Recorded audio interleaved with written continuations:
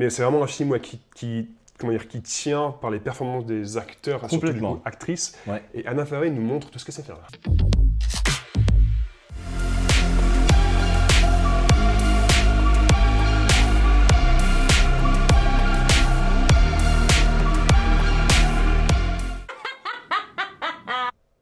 Anne Hathaway, top 5. Oui, à l'occasion de la sortie du Diable s'habille en Prada 2. Une suite que l'on attendait, peut-être. À laquelle on s'attendait. À laquelle on s'attendait, mais que l'on attendait, ceci est une autre histoire. Ouais. Non, mais grosse sortie forcément pour cette actrice qui, mine de rien, en 25, 26 ans de carrière, quasiment 30 ans en fait, Ouais. a déjà plus d'une quarantaine de films à son actif. Tout à fait, avec une balance entre des films plus autoristes, des blockbusters, des comédies romantiques, une panoplie assez large. Beaucoup de comédies romantiques quand même. Ouais. Pas mal de comédies, c'est un peu ce qui définit, je pense, ses premiers succès. Mais on va parler de tout ça. Donc aujourd'hui, ce que nous allons faire, comme d'habitude, un petit top 5 qu'on aime bien faire sur Cinéphage. Exactement. Après Christian Bale, qu'on a fait récemment, après Kate Winslet, qu'on avait fait l'année dernière, et bien d'autres. Nous allons donc repasser la carrière de Anne Hathaway en revue, et donc sélectionner pour vous les 5 rôles que l'on préfère chacun. Nous ne connaissons pas les tops l'un de l'autre, et donc nous allons les découvrir avec vous. Et peut-être qu'il y aura des surprises. Je pense qu'il y aura pas mal de discussions, ouais. Avant de se lancer dans les hostilités, c'est quoi toi ton regard sur la carrière de Anne Hathaway maintenant que pour la préparation de cette vidéo, tu t'es comme moi bouffé une bonne partie de sa carrière? Quasiment, ouais. Enfin, j'ai dû me regarder une bonne douzaine de films sur les 4 derniers jours, donc ouais. Sa carrière, c'est un peu éclectique. Elle montre à quel point elle a un éventail large en termes d'acting, mais c'est aussi une artiste accomplie, elle danse, elle chante. Ouais. Donc c'est vraiment un produit pur Hollywood. Quand je pense à Anne Hathaway, je pense vraiment à l'actrice qui sait tout faire. Ouais. Et qui fait partie de l'élite de son métier, quoi. Clairement, ouais, clairement. Ça fait... Moi, je pense qu'il y a vraiment eu, forcément, le Diable s'habille en Prada, l'original de 2006, qu'il a vraiment lancé, qu'il a starifié à fond, même s'il avait commencé avec des films chez Disney comme Princesse Magréenne, entre autres, qui l'ont fait connaître. Il y a aussi eu un avant et après Brokeback Mountain en termes de 2005, en termes de films plus auteurs. Exactement. On a commencé à montrer qu'elle pouvait faire autre chose que des films plus, on va dire, feel good, plutôt orientés ado, entre guillemets. Mais clairement, oui, Diable s'habille en Prada 2006, ça devient une star. Et là, on commence à la voir vraiment plus, dans plus de projets. Ensuite, elle est Les Misérables en 2011-2012. Ouais. Oscar après, etc. Donc là, l'année 2010, c'était la décennie Anne Hathaway. Exactement. On a beaucoup parlé d'elle, on a un peu parlé d'elle comme la nouvelle Julia Roberts à une époque, parce que physiquement, il y a quand même quelque chose un peu. C'est vrai, tu vois, un petit peu. C'est vrai qu'elle a tourné dans pas mal de comédies romantiques, dans pas mal de gros blockbusters qui n'ont pas forcément beaucoup d'intérêt. Donc, on se souvient d'elle beaucoup pour ces films-là aussi. Ouais. Mais il y a des vrais diamants bruts sur lesquels elle a travaillé, où elle a donné des interprétations vraiment incroyables qui montrent qu'elle peut faire autre chose. Mais moi, j'avais l'impression, voilà, on va en parler de toute façon, mais j'ai l'impression qu'elle avait une carrière un peu plus riche, finalement, que ce qu'elle est. Même si, attends, on parle quand même comme tu l'as dit, l'élite d'Hollywood et compagnie, une actrice accomplie, on va quand même pas lui enlever ça. En fait, je me suis aussi rendu compte, on va voir ça dans le top un peu, que parmi ses meilleurs films, il y a pas mal de second rôles en fait. Je sais pas ce que tu en penses. Elle, en tant que lead, en tant que vraiment premier rôle, des bons films, il n'y a pas tant que ça. Après, pas mal de rom-com et après... Dans sa carrière, depuis Princesse malgré elle au tout début, elle a quand même été aussi abonnée à beaucoup de rôles où c'était plus un second rôle ou un rôle de support, mais qui est marquant, avec un impact sur l'intrigue du film. Mais elle a mis longtemps avant de commencer à avoir le premier rôle dans sa carrière. On se lance? Top 5? Allez. Alors, en 5e place, j'ai Armageddon Time de James Gray, 2022.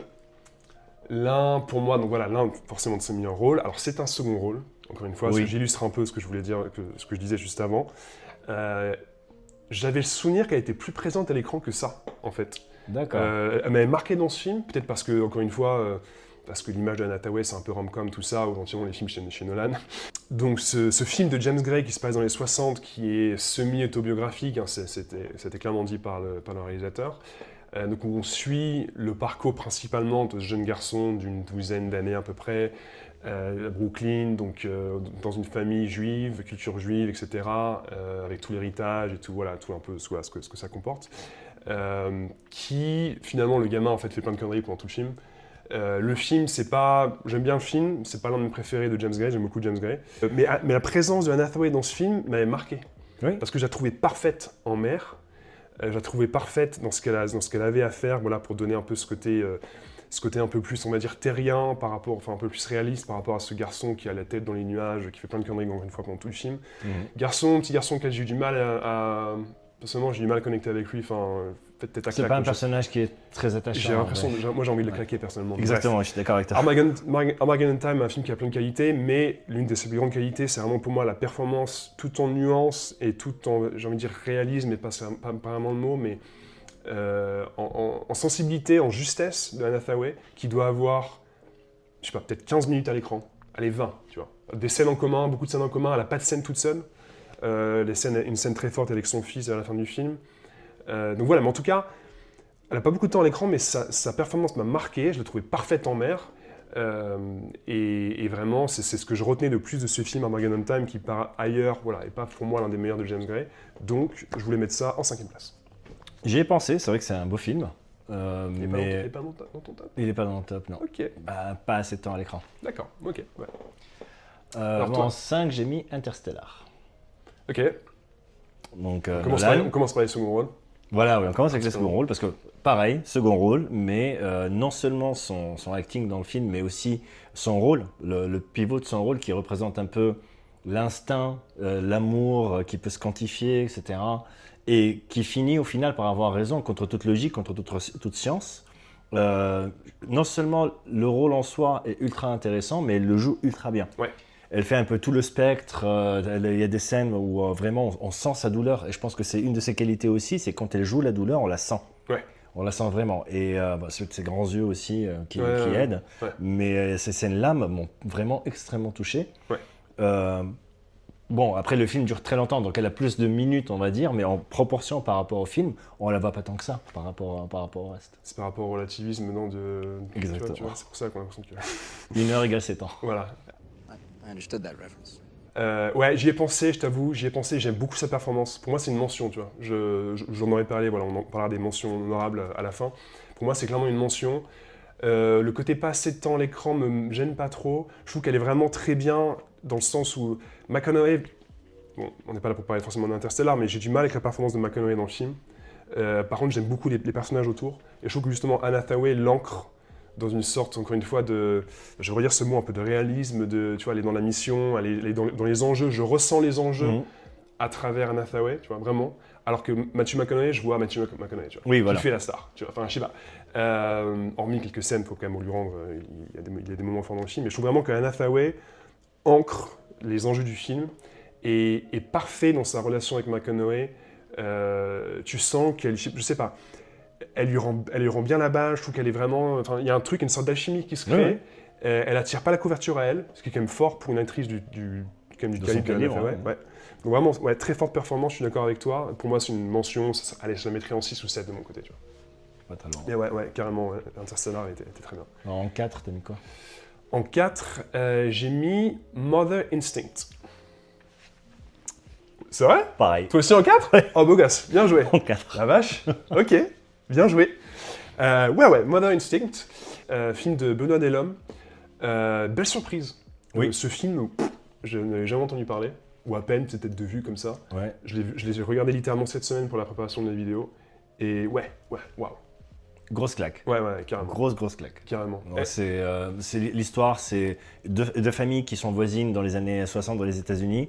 Les deux femmes, les enfants sont meilleurs amis, les deux femmes sont meilleures amies, ils se voient tout le temps, etc. Jusqu'à un incident tragique qui va complètement changer la donne et complètement retourner le film d'un sens vers un complètement différent.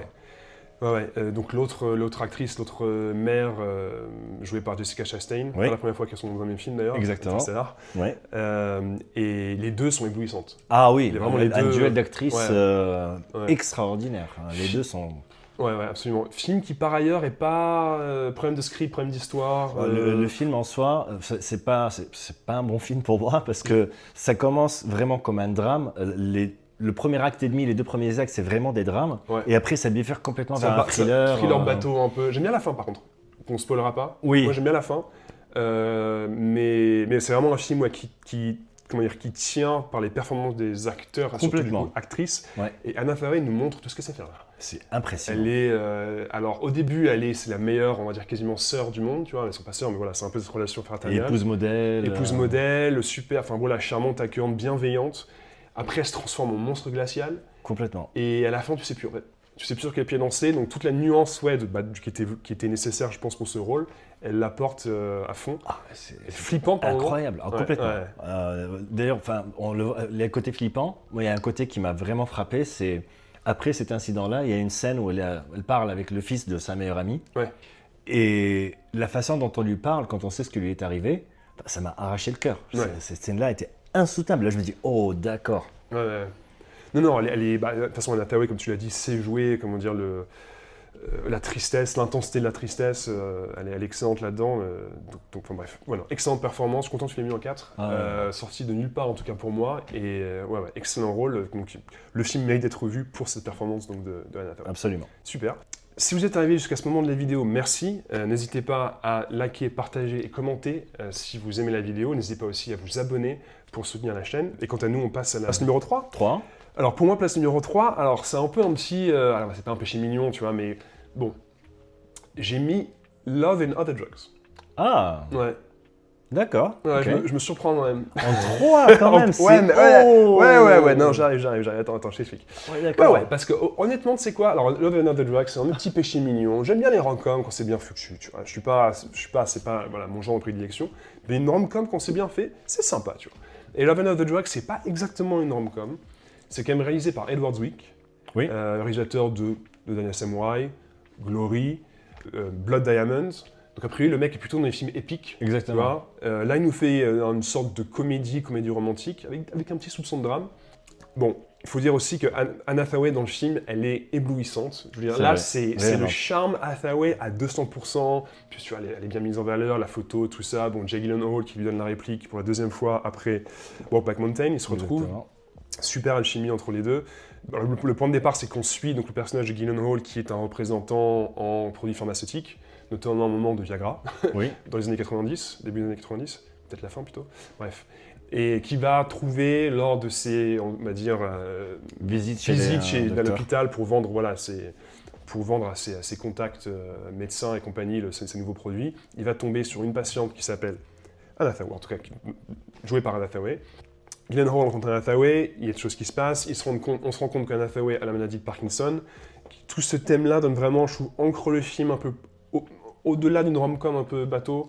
Il y a tout ce que vous voulez dans une rom-com. À la fin, ils se retrouvent, elle s'en va, il la poursuit, machin, en voiture. Enfin, on spoil rien ici, c'est pas... Voilà, c'est pas...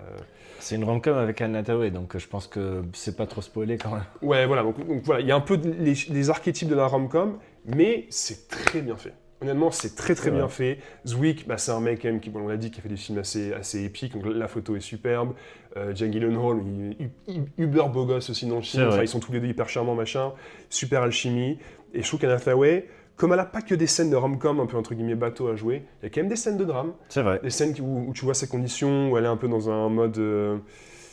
comment dire elle essaie de cacher sa maladie, mais en même temps, ça prend le dessus. Donc, elle arrive de moins en moins à le cacher. C'est vrai que cette détresse-là, on la sent aussi. Exactement. C'est le bon mot, sa détresse, exactement. On sent, ça donne du corps à son personnage. Ça donne du corps aussi un peu à l'histoire qui, à part ça, est quand même très un peu classique, on va dire, rom-com. Et donc, du coup, moi, c'est un film que j'ai vu plusieurs fois déjà, que j'ai revu pour ce top, parce que je l'aime bien. Et comme Anne Hathaway est quand même très connue pour les rom-com, placer une petite rom-com assez haut dans ce top, ça m'allait bien. Donc voilà, Love and Other Drugs en numéro 3. J'ai mis une rom-com en numéro 3 aussi, mais pas la même. J'ai mis Un jour. Ouf. Attends, je vais t'expliquer pourquoi. Attends, t'as mis une rom-com, j'ai mis une rom-com, je vais t'expliquer pourquoi. Ok, la place numéro 3, c'est la place rom-com. Ouais. Ok, vas-y, je t'écoute. Je l'ai vu. Hein. Ah, tu l'as vu, d'accord. Ouais, donc c'est un film de Lorne Scherfig qui j'ai mis en 3 en fait pour 2 raisons. Un, pour la structure narrative du film, où en gros, l'histoire, c'est une histoire d'amour qui dure sur 20 ans. Mais dans le film, on voit que le même jour de chaque année. Donc, le personnage principal n'est pas tellement la relation, mais le temps. Le temps qui passe et l'érosion du couple et les doutes et les erreurs et tout ce qui se passe. Parce que la structure narrative d'une rom-com comme Love and Other Drugs, c'est ils se rencontrent, ils tombent amoureux, conflit, réconciliation, happy ending. Tout droit, ouais. Alors que là, c'est pas du tout ça. On est en train vraiment de suivre la vie de 2 personnes qui se retrouvent, qui se séparent, etc. Ouais. Le personnage du mec est le plus antipathique possible, j'arrive pas à comprendre. Jim Sturgess, ouais. Jim Sturgess, déjà. On le voit plus trop lui d'ailleurs. C'est vrai, c'est vrai. Très bon escient. Mais c'est pour ça, parce qu'elle porte vraiment le film. Je pense que c'est le premier film où elle porte tout le film sur ses épaules. Et elle a des scènes vraiment très dures à jouer. Je pense qu'à un certain niveau, ça lui a ouvert un peu les portes des rom-com plus, tu vois. Ouais. Et le film n'est pas vraiment extraordinaire, mais la façon dont elle joue, son personnage, c'est elle qui dicte toute la narration de l'histoire. On a l'impression que le personnage principal, c'est le mec dans le couple, alors qu'en vrai, pas du tout. C'est vraiment elle, parce que c'est elle qui décide. Et le mec est plutôt passif, il la suit un peu le long des années, des villes et des endroits où ils vivent. Mais c'est vraiment elle qui mène le bateau et qui joue extrêmement bien. Elle arrive même à rattraper des scènes où on se dit, mais c'est ultra mal écrit. C'est l'un des défauts du film, en fait. Vraiment... C'est vraiment mal écrit, mais elle arrive quand même à sauver le truc, tu vois. Ouais. Et un film comme ça, avec une autre actrice, je pense que c'est un direct vidéo. Ouais, c'est sûr. Non, mais Anne Hathaway est toujours bien. Je veux dire, c'est rare de la surprendre à mal jouer. Mais je l'ai vu à l'époque au ciné, j'ai trouvé ça pas mal. J'ai eu des extraits rapidement aujourd'hui, j'ai fait non. Après, ça a mal vieilli aussi. Hein. Je pense que c'est ça, je pense que c'est un peu bien vieilli. C'était déjà 2010, 2011 2010. Ouais. Accent british dans ce film d'ailleurs, il me oui. semble. Ouais. Ouais. Un peu d'amis, je me suis dit, est-ce que je le revois en entier et tout, mais en fait, ce que j'ai vu m'a suffi. Donc, je l'ai vu 2 fois en 2 ans. Ah ouais. Place numéro 2, du coup. Alors Place numéro 2, j'ai mis Dark Waters. D'accord. T'es surpris, là? Ouais. Dark Waters? Ouais. T'es surpris? Je suis surpris, ouais. Pourquoi? Parce que c'est un second rôle? Oui. Ah non, mais... Alors, effectivement, c'est un second rôle, encore une fois, donc c'est un peu la tendance avec Anne Hathaway. Donc je pense que, honnêtement, là on fait un top de ses meilleurs rôles, si on faisait un top de ses meilleurs films, je pense qu'il y aurait, à part une exception, il n'y aurait que des seconds rôles pour moi. Donc oui, Dark Waters, sorti en 2019, ce film de Todd Haynes, grand réalisateur de drame un peu sérieux, un peu chiant quand même des fois, je veux dire, Carole... Très chiant.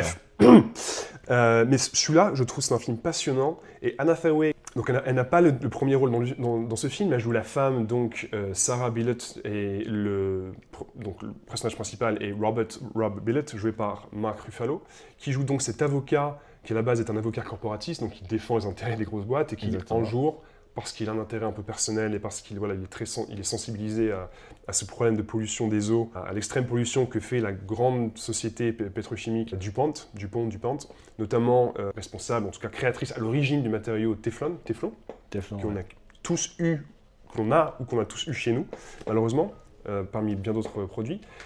Et donc, il va se lancer dans dans une grande enquête qui va mener à un procès pour combattre DuPont et que DuPont vienne en aide aux victimes, ou en tout cas compense les victimes de la pollution des eaux et de la pollution liée au Teflon, entre autres.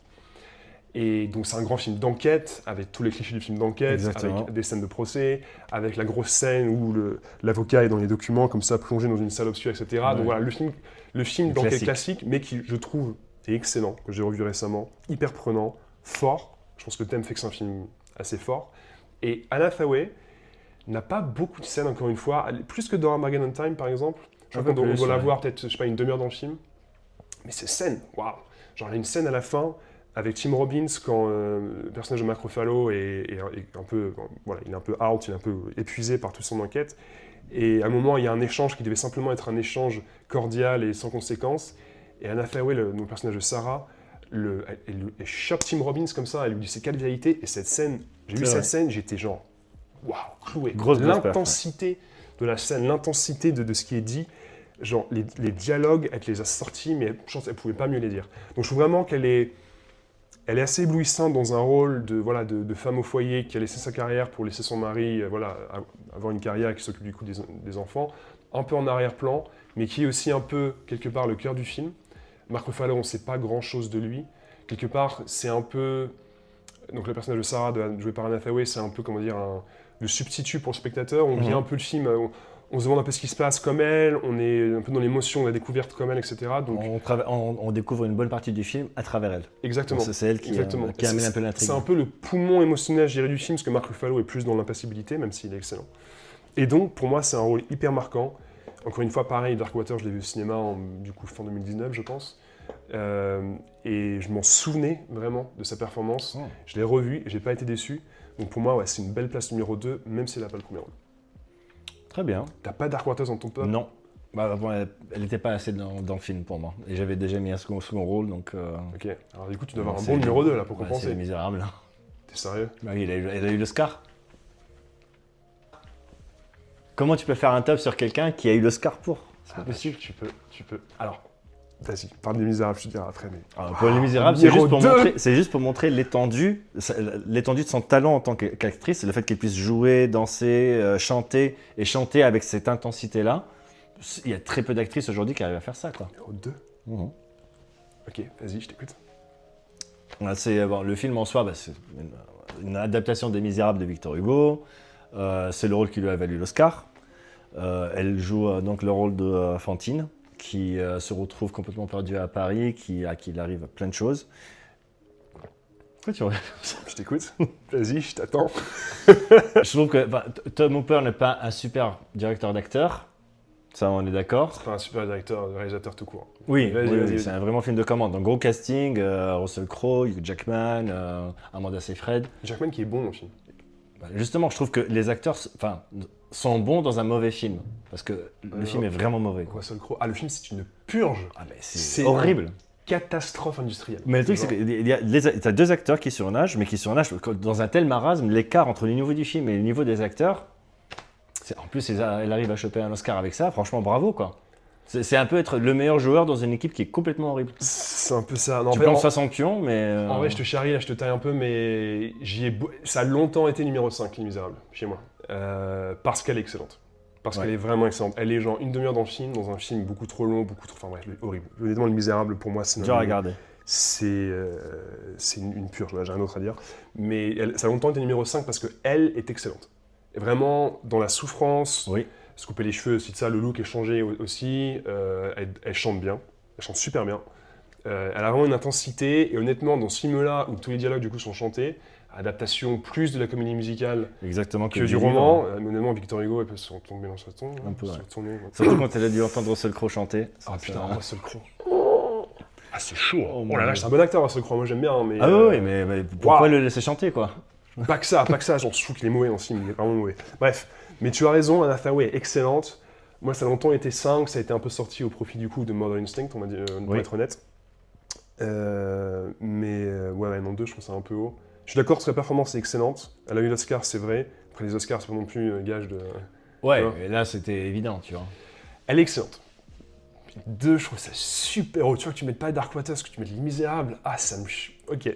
Vas-y, c'est ton top. Très bien, c'est le jeu. Pour le premier, je pense qu'on a le même. A priori, il y a quand même un film dans sa carrière qui sort du lot de façon magnifique, c'est... Rachel Sonnery. Rachel Getting Married. Bien joué. On est d'accord sur le numéro 1. Numéro 4 et 1, c'est bien. C'est peut-être son film le moins connu d'ailleurs. Hein. C'est un de ses films les moins connus, ouais, clairement. Rachel Getting Married, en fait, sorti en 2008, 2009 un peu en France, réalisé par Jonathan Demme, qui nous fait un film tourné en DV, caméra à l'épaule. Le mec, c'est quand même réalisateur du Seigneur des Agneaux. Oui. Et là, il fait un film entier, caméra à l'épaule, en mode caméscope. Vraiment étonnant, très étonnant. Film très fort, un peu trop long. À le revoir pour la vidéo, là, pour la préparation, j'ai trouvé ça un peu long. Il y a beaucoup de silence. Il y a des scènes trop longues, la scène de la vaisselle, tu sais. Ah oui. C'est un peu long. Pour refaire l'histoire, donc c'est l'histoire de Kim, jouée par Anne Hathaway, qui sort de cure de désintoxication. On l'apprend très rapidement dans le film pour participer au mariage de sa sœur Rachel, qui donc se marie. Et donc retrouvailles familiales, avec tension familiale, avec révélation, etc., etc. On n'est pas dans Festen, mais c'est un peu l'ambiance quand même. Ouais, c'est un peu l'ambiance. C'est l'ambiance règlement de compte familiaux quand même. Exactement. Tout le côté, la photo, la caméra à l'épaule, tout ça, c'est pour rendre hommage un peu au film de Thomas Vinterberg. Donc Festen, film qui a marqué à l'époque, parce que gros choc. On n'est pas dans ce même type de choc, mais c'est un peu l'ambiance. Surtout parce que même les scènes où il n'y a que 2 personnages qui jouent, on est toujours sur ce caméra à l'épaule, etc. Donc on a juste l'impression qu'il y a quelqu'un qui les suit avec une caméra. Alors que dans Festen, c'était plus organique. On sentait qu'on était dans la scène. Ouais. C'était un peu moins genre voyeuriste, je me cache pour filmer des gens. Quoi. Ah ouais? Ah non, j'ai pas vu ça comme ça. Je trouvais qu'on était un peu avec eux, côté montage, côté caméra un peu prise sur le vif. Elle est très forte dans ce film. Honnêtement, tu la vois, tu te dis pourquoi t'as pas fait plus de films comme ça? Elle est extraordinaire. Elle montre toute l'étendue de son jeu et quand même Anne Hathaway, encore une fois, elle est quand même magnifique. Et on a parlé d'une sorte de successeuse de Julia Roberts. Elle a vraiment ce côté star. Oui. Mais là, elle entre vraiment corps et âme dans ce rôle de... On dit ça sans aucun jugement, mais dans le film, tu vois, un peu de loser, entre guillemets, oui. de femme qui vraiment a des vrais problèmes. Loser, c'est pas le bon mot, mais tu vois... C'est un peu la brebis galeuse de la famille qui sort du cœur de désintox. Quand elle arrive, tout le monde a peur de ce qu'elle va dire, de ce qu'elle va faire. Elle crée le malaise, elle est moins mise physiquement, elle est beaucoup moins mise en avant, elle est beaucoup plus... elle n'est pas du tout starisée, quoi. Là. Elle Absolument est pas, non. C'est brut. C'est brut. Et elle nous sort une palette d'expressions, d'émotions, que ça soit de la frustration au dégoût, à la... De la gêne, de la jalousie. Il y a des scènes... La scène du dîner. La scène du dîner, du discours. Le toast. Wow. Tu sais que... Le malaise. Ouais. Alors là, c'est scène pique gênance, pique malaise. Si vous voulez voir une scène difficile à regarder. C'est celle-là. Et tu te dis, c'est quand même Anna Hathaway, la star, tu vois, de Glace en Prada et compagnie, qui est dans un personnage aux antipodes de ce qu'on voit d'habitude, et elle le fait, elle rentre, ça lui va comme un gant. Enfin, finalement, et c'est là que tu vois toute l'étendue de son talent. Elle montre tout ce qu'elle sait faire, super intense, super fort. Le film a ses défauts, il est un peu long. La scène qui m'a plus marqué personnellement dans ce film-là, c'est quand elle est dans son groupe d'Addict Anonyme. C'est pas spoiler. Oui, Ok. Genre quand elle est dans un groupe de parole et qu'elle prend la parole pour raconter un peu son histoire, etc. C'est poignant. Ouais. Parce que pendant tout le film, elle est un peu dans la provoque. C'est genre, je suis la rebelle, je vais essayer un peu, je fais ce que je veux. Quand elle arrive dans le film, tu n'aimes pas forcément tout de suite. Exactement. Ouais. Mais après, on comprend pourquoi. Voilà. La façon dont elle le joue, au moment où elle l'avoue, toutes les pièces s'assemblent. Ouais, c'est ça. Donc elle arrive vraiment à rassembler un peu toute l'histoire en 5 minutes sur cette scène-là. Tout à fait. Et après, on la voit complètement différemment, on voit sa famille différemment, on voit tout complètement différemment. Je comprends tout en fait. Le film a des défauts, il est un peu trop long, mais c'est très bien écrit, des scènes super fortes, et Anna Hathaway est époustouflante. Donc un clair numéro 1, Rachel Getting Married de Jonathan Demme, 2008-2009. Sans contestation possible. Donc voilà pour un beau petit top 5 de la grande actrice Anna Hathaway, qui a quand même une belle palette de films, même si, encore une fois, pour arriver au niveau des plus grandes, il lui manque encore quelques rôles. Pour moi, Dark Waters, si elle pouvait nous refaire un Rachel Getting Married, un film comme ça, s'il te plaît, Anna Hathaway. Des grosses productions, des gros films. Peut-être l'année Anna Hathaway, comme la décennie passée, elle va nous faire une année extraordinaire. On espère, parce que c'est vraiment une grande actrice qui fait un peu trop de rom-com, je trouve un peu trop de films faciles, et qu'on aimerait plus voir dans des films un peu plus forts. Peut-être qu'on va en avoir quelques-uns avec les suivants. Ouais. Mais ouais, en tout cas, on est content de la retrouver à l'écran. Peut-être avant de finir, quelques mentions. Moi, j'aurais mentionné Interstellar. Moi, j'avais déjà Love and Other Drugs. Ok, quand même. Okay. Brokeback Mountain, quand même, le film un peu qui marque l'avant-après dans sa carrière. Oui, j'y avais pensé. À un moment, il était même dans 5. Okay. Et après, je l'ai revu. Et enfin, on la voit quasiment pas en vrai. Elle a peu de scènes à l'écran. Elle a peu de scènes. Elle a des scènes où, il y a 2 sur les 5 scènes, elle est en train de faire des calculs sur une calculette, machin. Elle se prend la tête pour des histoires de famille avec Jake Gyllenhaal. Ouais. Mais la scène aussi au téléphone à la fin, quand elle annonce, c'est une scène qui est vraiment très forte. Je pense que c'est sa meilleure scène dans le film. Mais elle a pas, c'est un personnage important, mais pas pivot dans l'histoire. Ouais, je suis d'accord. C'est honnête. J'avoue que je me demandais si tu allais mettre Dark Knight Rises. Non. Non. Elle est pas mal, honnêtement. Oui. Entre elle et Cotillard, je prends Anna Hathaway tous les jours. Attends, ton Cotillard, d'ailleurs, il faudra faire un top Cotillard un jour. Oh, oui. Pour moi, c'est une grande actrice, Cotillard. Ah, oui. Mais dans Dark Knight Rises, c'était pas son jour. Clairement pas. Mais par contre, Anna Hathaway fait le taf, honnêtement. La fameuse scène au début, quand elle change un peu de ton, puis elle fait oups. Tu sais, quand elle va aller dans le Wayne Manor, là, puis qu'elle vole Bruce Wayne. Scène qui est devenue un peu culte, on va dire. En tout cas, c'est là qu'elle montre l'étendue de la dualité un peu de Selina Kyle. D'autres, peut-être, où on a fait le tour? Non, je pense qu'on a fait le tour. Colossal, non, peut-être? Colossal, j'y ai un peu pensé. Le film, j'aime pas trop. Je trouve que c'est un rôle original, mais le film... J'ai jamais eu envie de le revoir, tu vois. Ouais, j'ai jamais... Pareil. Non. Donc voilà, quelques mentions honorables pour Anna Hathaway. Un beau top 5, et elle a quand même une belle carrière derrière elle. On veut plus de films forts, on veut plus de premiers rôles pour Anna Hathaway. Elle a le talent, clairement. Oh, oui, clairement. Oui. Donc voilà, moins de rom-com peut-être, même si elle est très bien dans ce genre de rôle, et puis plus de films forts, s'il te plaît. Anne, si tu regardes cette vidéo. Si vous êtes arrivé jusqu'à ce moment de la vidéo, merci d'être resté avec nous et partager quelque part ce moment de cinéma en repassant en revue la carrière de Anne Hathaway. N'hésitez pas à, encore une fois, commenter, liker, partager cette vidéo si elle vous a plu. Et quant à nous, on se dit à une prochaine fois pour une prochaine vidéo. Avec grand plaisir. Super, ciao. Ciao.